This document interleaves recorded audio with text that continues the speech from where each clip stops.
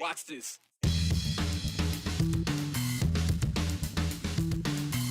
For nearly a year, Interfaith Sanctuary has been trying to move to a new, larger location. A decision expected tonight by Boise's Planning and Zoning could give them the go-ahead or the go back to square one.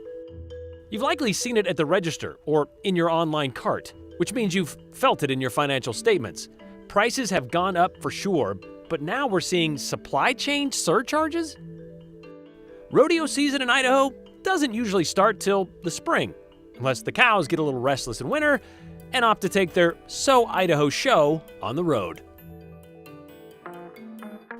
It's good to be back here on the 208, back from the holidays, back from the break, and back to checking into what's being bantered and batted about on social media. You know, there was a tweet making the rounds yesterday in the Treasure Valley, and it had to do with what a lot of us were worried about with this new Omicron COVID variant gaining more ground in the Gem State. This tweet claimed all the ICUs in the Treasure Valley were full, and air ambulances were being put on divert, meaning taking patients out of state. If true, it'd be a big deal, since it would be a scenario we've seen here before and hope to not see again. So we asked, and it turns out all ICUs at capacity isn't exactly the case. But that does need some explaining. So we reached out to both St. Luke's and St. Alphonsus, the two largest health systems here in the Treasure Valley. And St. Alphonsus tells us their ICU is nearly at capacity, which is not unusual. October to January is usually when hospital ICUs see a spike in admissions, even outside a pandemic. But, and this is a big but, those in the St. Alphonsus ICU are not COVID patients. They are simply patients in need of critical care. Right now, of the 39 patients in their ICU, only 8 have COVID, we're told. And overall, only about 10% of those in their hospital system are COVID positive, so that's good news. Over at St. Luke's, they're also seeing high hospitalizations across all of their facilities, but for a variety of reasons. One of those reasons, they tell us, they're working through their backlog of surgeries and procedures, some of which require a patient to be admitted to the hospital. Right now, there are 44 patients currently in the ICU at St. Luke's. That's out of the 60 available all across their entire hospital system. 32% of those ICU patients are positive with COVID. And as of today, of the 559 patients in the hospital at St. Luke's, about 11% are COVID positive. By the way, all of this information is available to the public. Both hospitals have a dashboard on their website that show in real time what their hospitalizations and ICUs look like at any moment. So no, according to the Treasure Valley's largest health systems, there was no patient diversion over the weekend because of ICU capacity.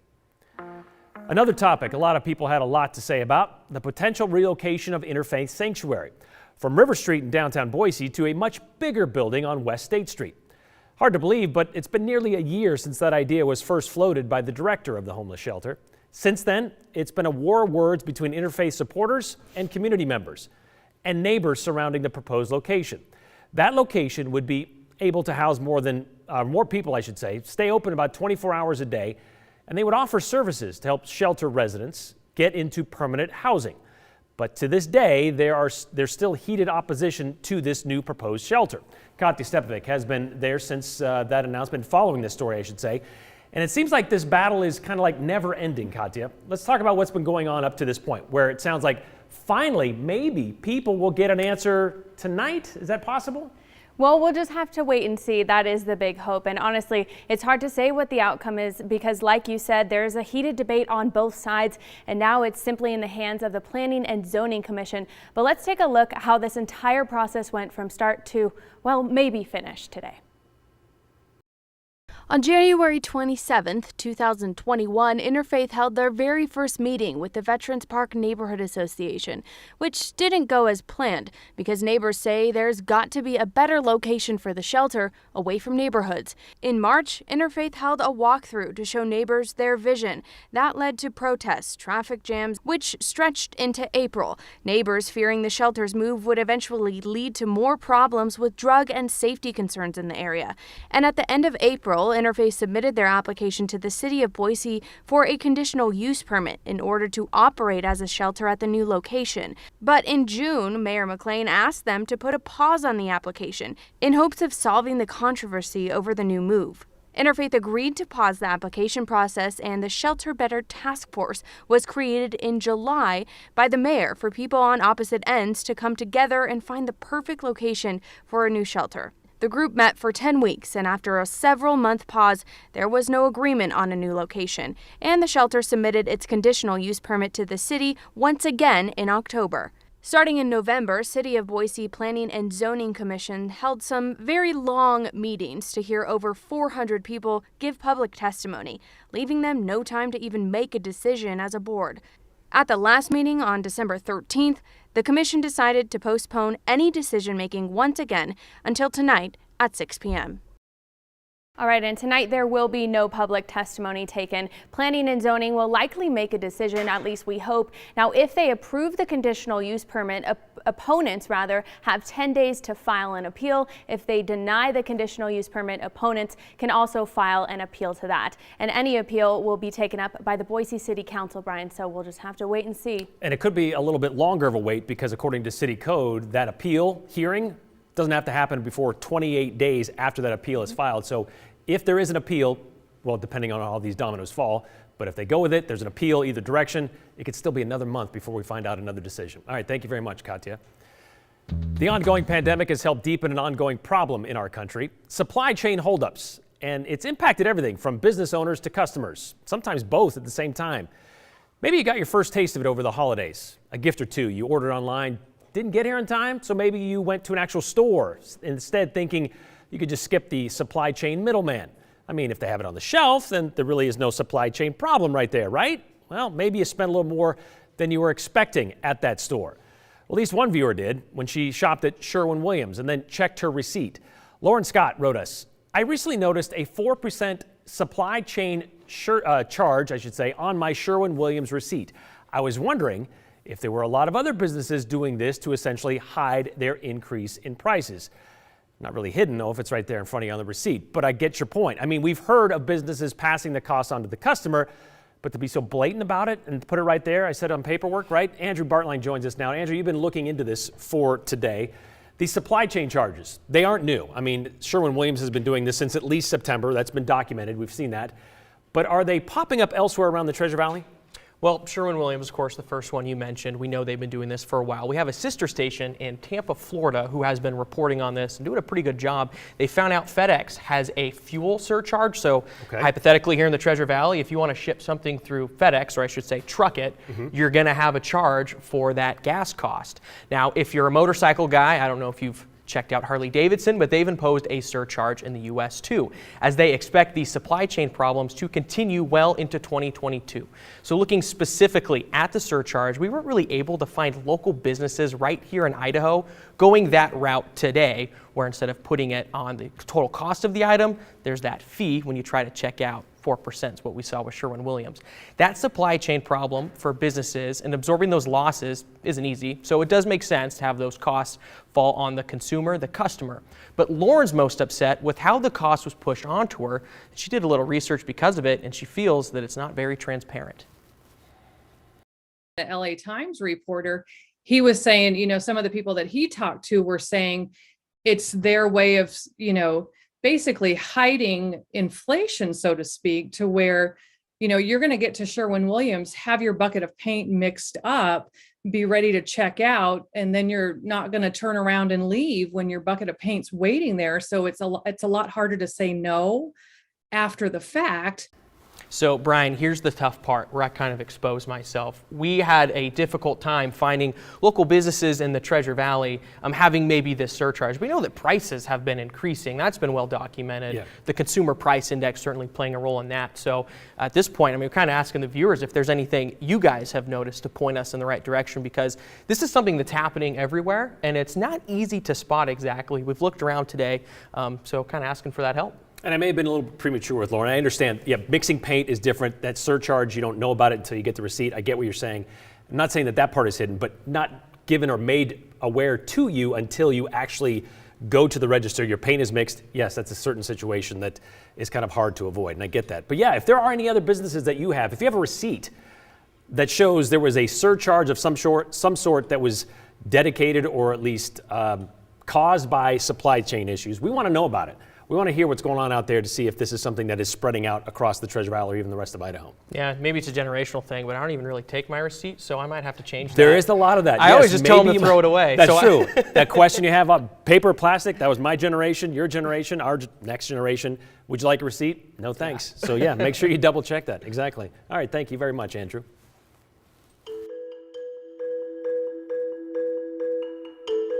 "2021 was a rough year. We're talking snowpack, not pandemic. But over the last week or so, Mother Nature has made a good effort at making up for it. Where the water situation sits so far. We're back, refreshed, and ready for your questions and comments. The good, the bad, the ugly? Sure, why not? But let's keep them clean and clever. Text us now, 208-321-5614. As always, include your name and the hashtag #the208. We see them all, and some of them we even share at the end of the show.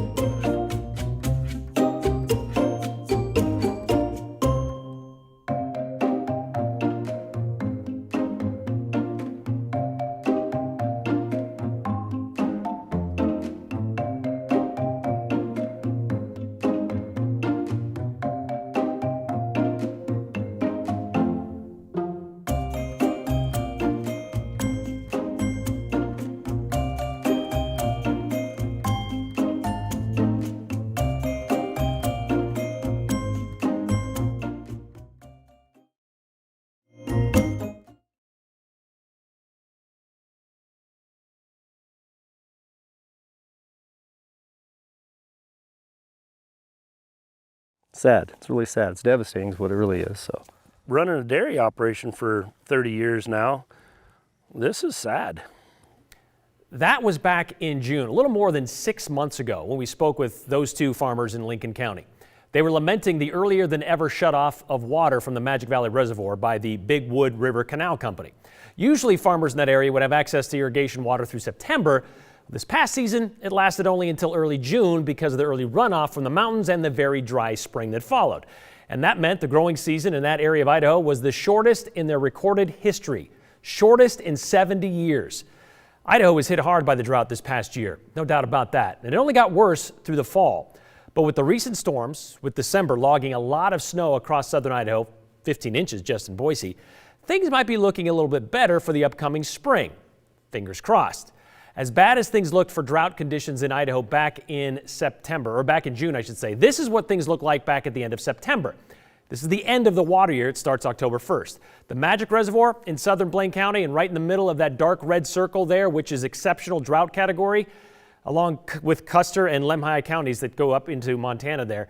Nearly 2/3 of Idaho in the extreme drought category back in September. But as of last week, a much improved situation, as expected, since this is when we get most of our moisture. The last part of December has been good. We've gone from 18% of the state in extreme drought conditions to just 7%. However, all of Idaho is still abnormally dry right now. We still got a lot of time left. But what will it look like this spring if it holds on? Hard to say right now, but a lot of it will be determined by the snowpack and how long it sticks around. And here's how it stacks up right now. You can see the area in Blaine County there highlighted in blue, between 130 and 145% of normal snowpack levels as of today. So that's very good news, especially considering, well, last year they were in a much different situation. Around the state and our ski resorts, a similar scene. Brundage, which didn't fully open until December 23rd because of a lack of snow, they just reported the second snowiest December in more than a decade. 104 inches of snow at Brundage. Boise, meanwhile, and its 15 inches of snow in December, enough for the 7th spot, for the most ever for the month. The normal amount in Boise, about 5.6 inches of snow. Still, we have a long way to go before we consider this water year a success so far and those restorative water runoff to the reservoir. Hard to say if it will be enough to give farmers like Darren Tabor and Robin Lathamies more than just one cutting of alfalfa this year like they did last year. But so far, considering where we started, it's been a decent surge out of the gates. And more snow on the way, Brian. In fact, we have another storm system coming through tonight. So gusty southeast winds boosted temperatures up today ahead of that approaching front, led to readings in the upper 30s in some areas, although it stayed cold in a few pockets here and there. There's been a lot of melting going on, so that'll refreeze later on tonight, so watch for icy slick conditions around. 39 right now in Boise. Those southeast winds around 16, gusting to over 30 miles per hour at times today. So what a quick turnaround. This is the first day in 8 days we've actually climbed above freezing. There you see the high temperatures today. 25 in Jerome across the river, 37 in Twin Falls, 41 in Boise so far today, but only 24 in Ontario in that pool of cold air, and near or above freezing in the mountain areas. Another cold front on the way. Snow already over in northeastern Oregon, heading into our area this afternoon and evening. It'll reach Ontario by about 6 or 7 o'clock, push into the rest of the Treasure Valley between 8 and 10 p.m. or so. Mountain Home around midnight, Magic Valley around 2 or 3 in the morning. So winter weather advisories in effect for the Magic Valley, winter storm warnings for the mountains for up to a foot of snow in the next 24 hours, a couple of inches over the Magic Valley. And it might make for a very messy commute in the morning here in the Treasure Valley as we get snow and then changing over to a rain-snow mix through tomorrow morning. Not going to last all night long, but there may be even some pockets of freezing rain at first before it changes over to snow, and then some isolated showers tomorrow, but morning road conditions might be icy or slushy depending upon where you are. Another front Tuesday night brings more snow in through Wednesday morning, and then scattered rain and snow on through the rest of the day with rain on Thursday as temperatures warm up. Here are those temperatures: 38 tomorrow, 39 on Wednesday, and then in the low to mid 40s through the end of the week. Then we dry out and cool off toward the end of the week, so a lot of active weather this week. 5, 4, 3, 2, 1. Maybe you were there, or maybe you just watched it here on KTVB, but for the 9th year in a row, thousands of people did brave those single-digit temperatures outside and watched the 17-foot tuber that you see there on your screen fall from the sky as the clock hit midnight on New Year's Eve. So thousands of people saw it in person, but just how hot is Idaho's potato drop? Well, it's scalding hot, like right out of the oven hot. 3 days into the new year, and the drop has been viewed more than 1 billion times around the world. That's billion with a B, and that's over all platforms, online, social media, over the air, all of it. It's been picked up by news outlets as far away as Canada, the UK, Ireland, Malaysia, Vietnam, and Australia. They had already celebrated the new year and then hung out to watch us celebrate the new year hours later. This is a look at the article from the drop in South Korea, as you can see there. Yeah, dropping a potato from the sky is something you don't see every day, but we've been doing it for 9 years. But 1 billion views, that's something to be proud of. That got us on Google looking for other weird things some cities might drop on midnight New Year's Eve. Potato looks pretty tame compared to some of the things we found. There's a giant peep, maybe you've heard of those, in Bethlehem, Pennsylvania, which, yeah, that's what it looks like right there, as if people don't love peeps enough. There's a moon pie in Mobile, Alabama, a dill pickle in, of all places, Dillsburg, Pennsylvania, a sardine in Eastport, Maine, a chunk of cheese in Plymouth, Wisconsin, 200 pounds of bologna in Lebanon, Pennsylvania. What's going on in Pennsylvania? Why are they dropping so much stuff, so much weird stuff? And a pot of gumbo in New Orleans. That actually sounds pretty good. Potato, yeah, looks pretty normal considering these things we've just mentioned, and insignificant compared to these other things that have been dropped.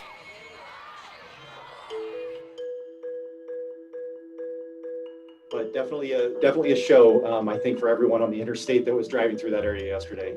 A dog and pony show? Nope. More like a heifer and highway showdown. Yeah, it's so Idaho, it's just not something you see every day on the freeway. If you haven't already, now's a great time to grab your phones and start the chat. Text us your questions, your comments, your complaints, whatever. New year, but same old number, 208-321-5614. And same old rules, clean, concise, and christen it with your name and the hashtag #the208. You don't have to concur, just join our conversation.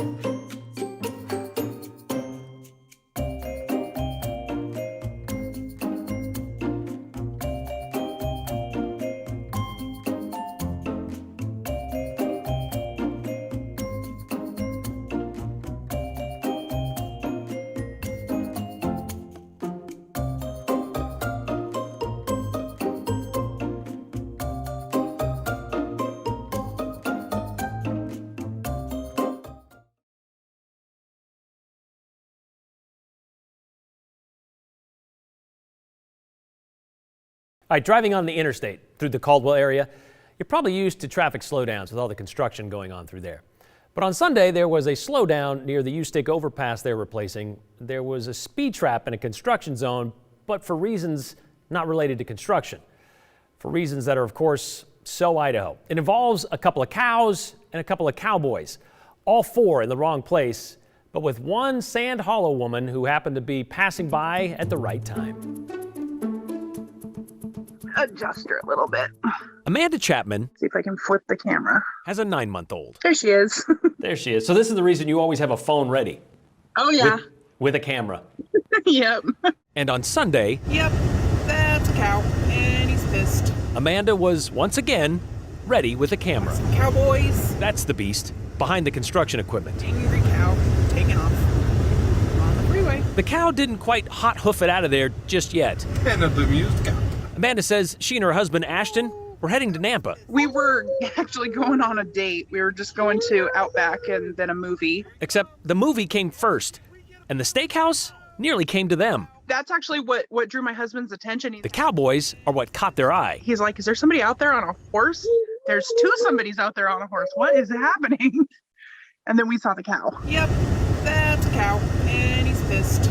There was an officer that was trying to run it towards the Cowboys. And then it started to charge, and there was another guy that was... Oh, cow is pissed. I think trying to direct him with beating the cow. A rod or something. Here he comes. Oh, we get to play with the cow. And he took off, and next thing we know, he was on the freeway and running past us.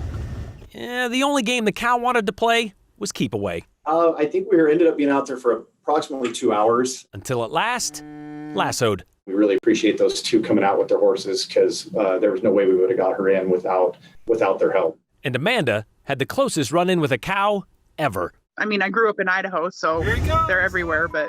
But just not heading the wrong way. Right. In the fast lane. Only in Idaho. And like we said, so Idaho. And look at us taking a 30-second video and beefing it up as best we can. Glad we can milk the most out of it. We'll stop there. All right, those two cowboys, by the way, the Idaho State Police believe were friends of the cow's owner. The owner told ISP he wasn't sure how the cows got out of their pasture, but they were eventually able to get that cow into a trailer off the freeway and back home in its pasture. The lesson is, in Idaho, you better be ready for anything on the roadway, even in the middle of town. Another lesson is when you do come upon something unusual happening on the highway, and if you're driving, don't try to get pictures or video. Sergeant Farley wanted to point out Amanda, she did it correctly from the passenger seat.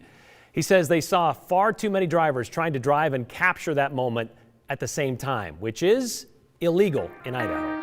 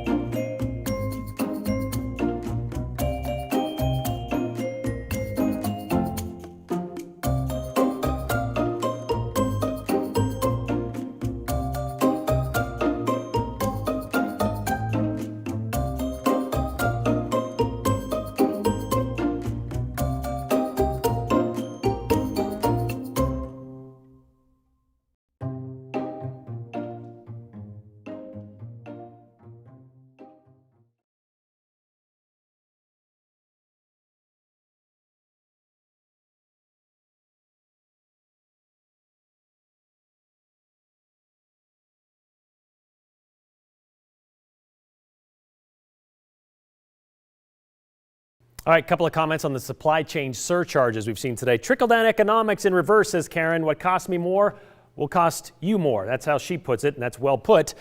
Trucking for 43 years, says Scotty's worked there. Fuel surcharge has been around most, if not all, commercial carriers for all of that. And then Logan and Eagle wants to know, I'm still not charging my father-in-law for home brewed beer. Due to inflation and supply chain management, should I start? Not if you still want a father-in-law, I guess.